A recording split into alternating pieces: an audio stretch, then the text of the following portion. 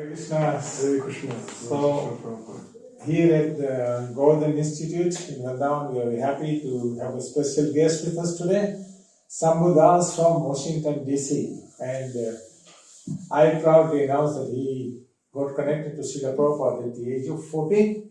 Yes, Yeah. Must have been so exciting for you. Yeah. So today, in today's episode, we're going to request him to speak about his book. This is a wonderful book that he's written.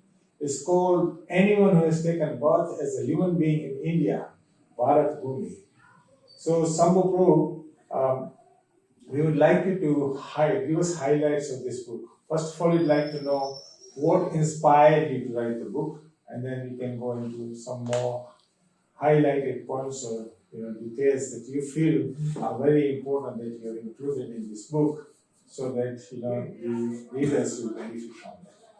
First, I would like to thank you for the opportunity, Hare Krishna. and this is honored to be here as a guest with my great friend, Shukalavya Prabhuji. Actually, the book, it wasn't even, I didn't plan it. It wasn't a planned project. What happened was, over the 20 plus years, some godbrothers and friends, we would get together every summer and study Prabhupada's books in Shastra. And it was a nice program. We would do it every year.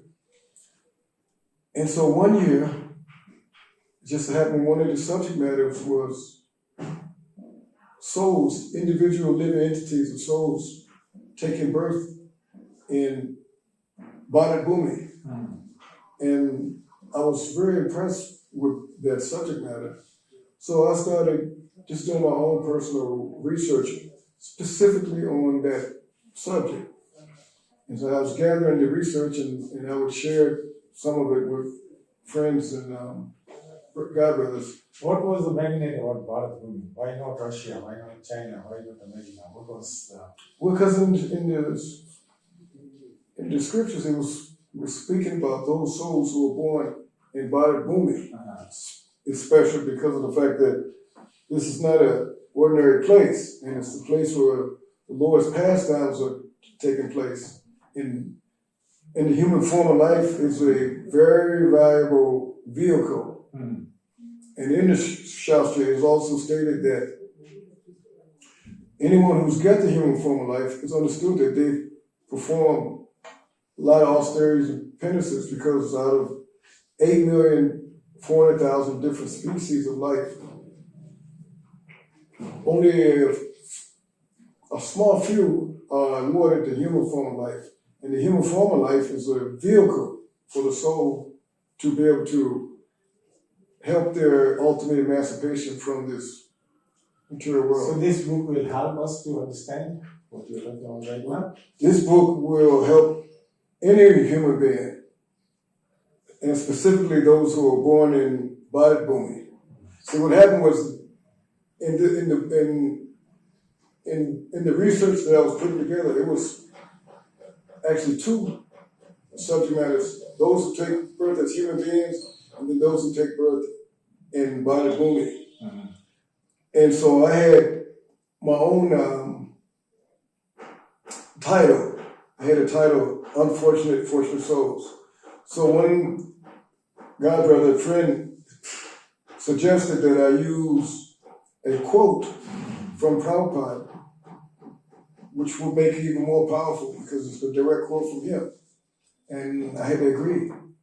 And so the first two titles that it came up with was this one: Anyone Who Has Taken Birth as a Human Being in India, Bharat Bhumi. And the second one was Not the Cats and Dogs, but Those Who Take in Human Form.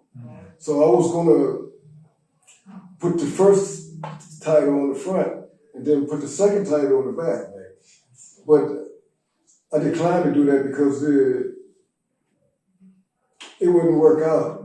And so what happened was I decided to just break the book down in two parts.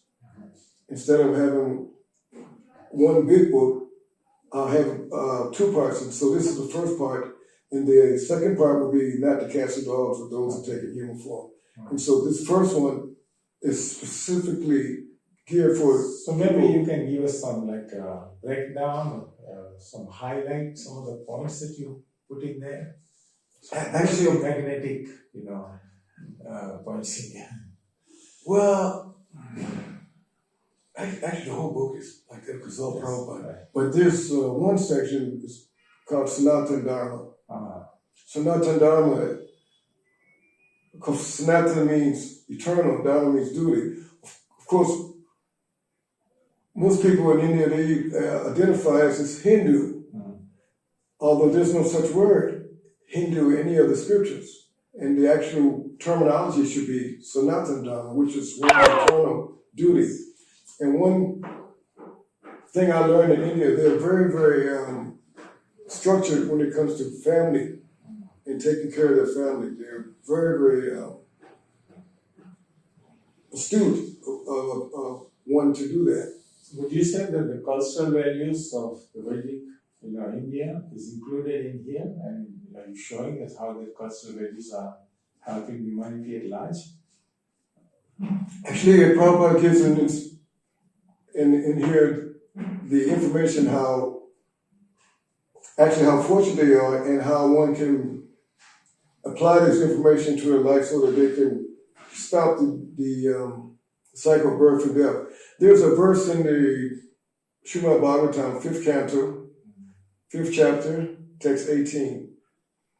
It says, Guru nasajat, swajano nasajat, janani nasajat, daivam natasyan, patis tastasyan, namocha yad samapeta medyum, which means that those who, what is it, a guru, one should not become a guru, a pita, father, patis, husband, daivam, demigod, or a janani, mother.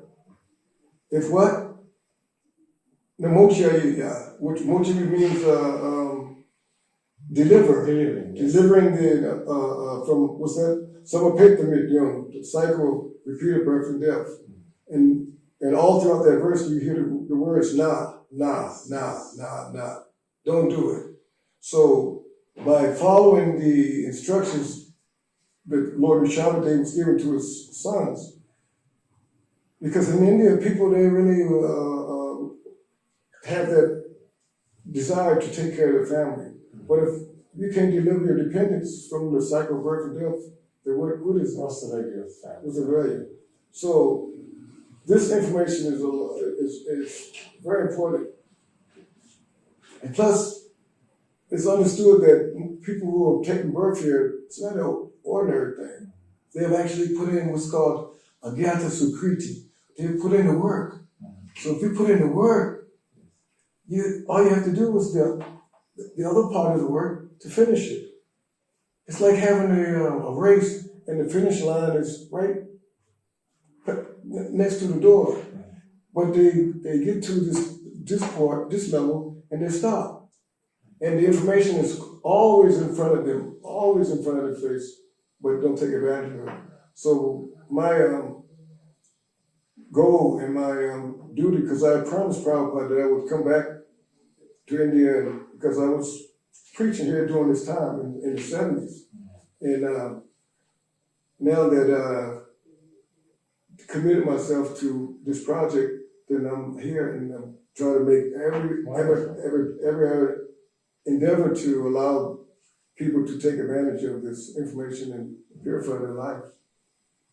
Any specific point you would like to highlight from the book? Well, I like one of my favorite aspects of the book is in the back where Prabhupada gives it. One of the quotes. Yeah, I love these quotes. It's, actually, I'll tell you a story. Yeah. What happened was when I first got back here, the publishers, because all publishers, they like to put the bio of the author, the person put the book together. So the author's bio was on the back. And so when I got here, my realization was it wasn't really about me, it's about Prabhupada's message. So I took the bio off and added these quotes. And so I like to share some of these The first one was, this should be India's mission. India hasn't got to learn from anywhere else. Everything is there. Let him understand the whole philosophy of life perfectly and distribute this. This is India's mission. Then his Prabhupada says, you have got so exalted knowledge in India, you have kept it packed, and you are going to beg for others. Take this knowledge of Bhagavad Gita and assimilate it, make your life successful, and distribute it throughout the whole world. That I want. And he says, any man who has taken birth on the soil of Bharat Varsha, India, has got a special duty, and that duty is to spread Krishna consciousness. And last one, he says, our India is not meant for exploiting others, doing good to others. That is India's mission. Our teachers, our acharyas, do not teach us go and exploit others and bring money. That is not India. So these quotes are very powerful when people read them. When I would show these quotes on the train when I travel, they're very impressed and very honored to hear Prabhupada's words coming from the Shastras. I'm so happy to hear these quotes that Srila Prabhupada is highlighting, that it's for the Indians living in India to realize that everything is here. We don't have to run all over the world looking for this thing and that thing.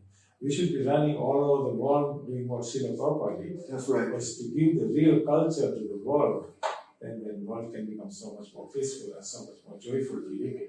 In fact, Prabhupada, in 1968, when he was in America, he was at Berkeley University. And it was a very nice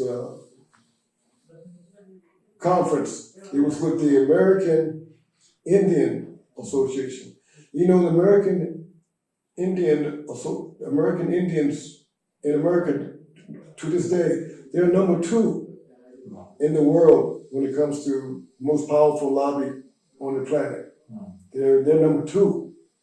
And so Prabhupada was speaking there, and they had one young student who raised his hand, and he said, and this was 1968, he said that, Swamiji, we have come here for knowledge and technology. And Prabhupada says, yes. He says, that's the difference between me and you is you've come to beg and I've come to give. And then he also said that because he was so distraught of the Indians coming, he said, I will show you. Because even some of the Swamijis come to America, they've changed their dress, they've changed their culture. He said, but I've not, everyone knows I've not changed my dress. Actually, they adopted my dress. And he says that I will bring back my students to India and you will see how powerful and great this culture is that you abandoned. And he did it. And he did this all over the world. All over the world, yes. 14 times on the globe. Yes, sir. And every country has devotees chanting and dancing. That's right. And you're one of them. Yes. And I'm another one. You're from America, I'm from Africa. Yes. That's right. That's right. So thank you so much for your time, and congratulations on printing this book. Thank you. And we're happy to work with you to make sure that unlimited number of people get to hear about the glories of Srila Prabhupada and the glories of the information that you put in this book. And once again, Sambhu at the age of 14, gets blessed by Srila Prabhupada, and here we are getting his blessings today. Thank you so much. Hare Krishna. Yeah.